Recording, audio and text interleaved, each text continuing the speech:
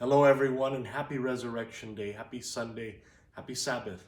Father Daniel here with another edition of Sabbath Reflections as we look to open up the scriptures for the readings at Mass today on now, the second Sunday of Lent.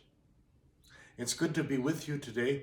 I, of course, am not at the parish, as you can see, but here in this lovely corner of the Rectory of Sacred Heart Parish, in Clovis, New Mexico, as you can see by the beautiful image of the Sacred Heart behind me.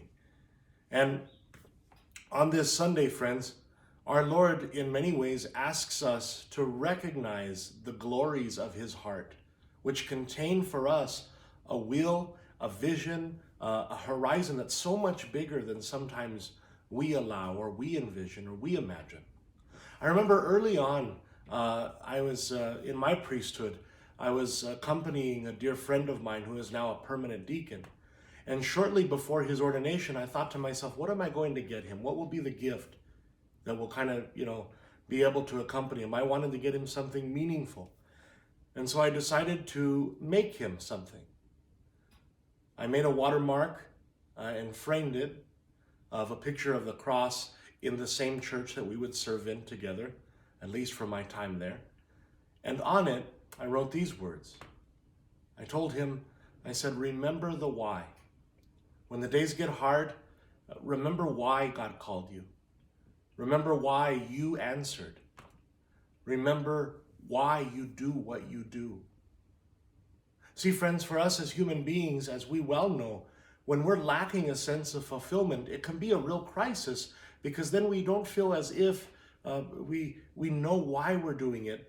Yet, when a person is able to have hope and that vision for their work in life, whether it be ministry or any vocation they're called to, they're able to undergo seemingly endless sorts of turmoil and all the stress that would come with life, in addition to any challenges they face when they have a vision, when they know the why.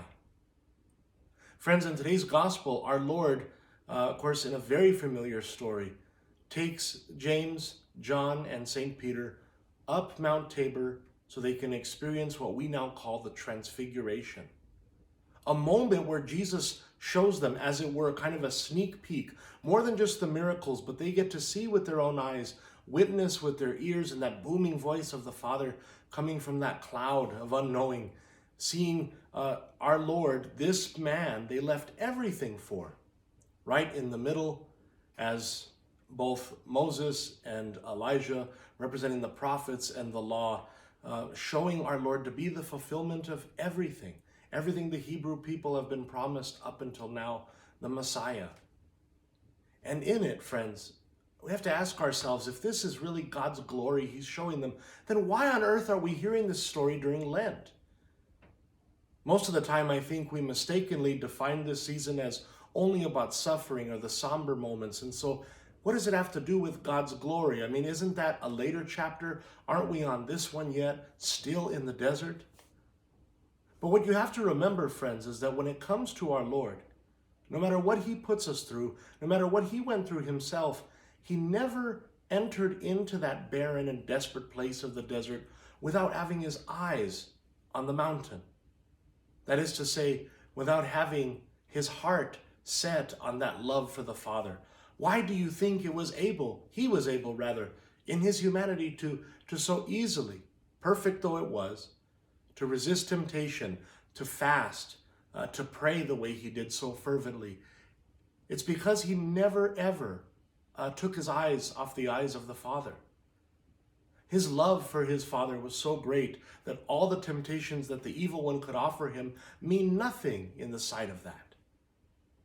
And not only that, friends, but for us, the image of the Transfiguration is a reminder that the journey we're on now for Lent has a definite ending. And it's not in the desert, but on the glories of that mountaintop we call salvation.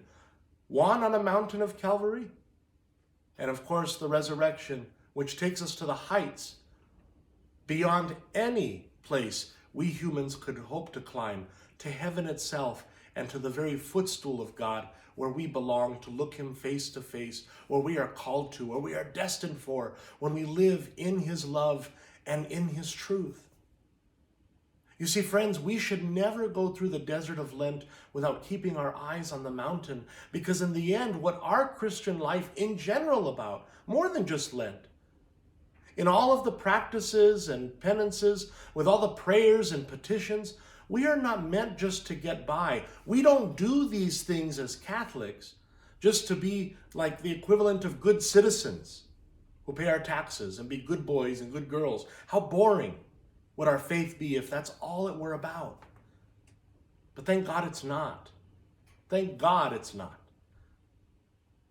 That the why, the reason we do what we do, what Peter, James, and John were reminded of as they ascended to Mount Tabor, and surely every moment after, was that they were meant for God's glory, and that they were doing these things. They would go through the things ahead, up and until our Lord's passion, and all of that, to be able to recognize that they were called not just to get by, not just to fulfill obligations or mark boxes off a checklist, but instead to transfigure the world in God's love and truth.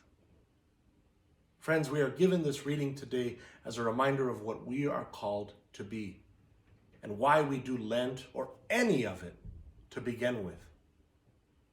So don't keep your eyes off the mountain. And no matter how this Lent is going for you, when it seems a little extra cloudy, remember the sun is still up there shining. Our job is to climb well, and thus, in a humble way, build ourselves with God's help, accompanied by His grace, to reach the glories of that place. God bless you, and I do hope you have a happy Sabbath today, dear family and all who are watching. Take care, friends.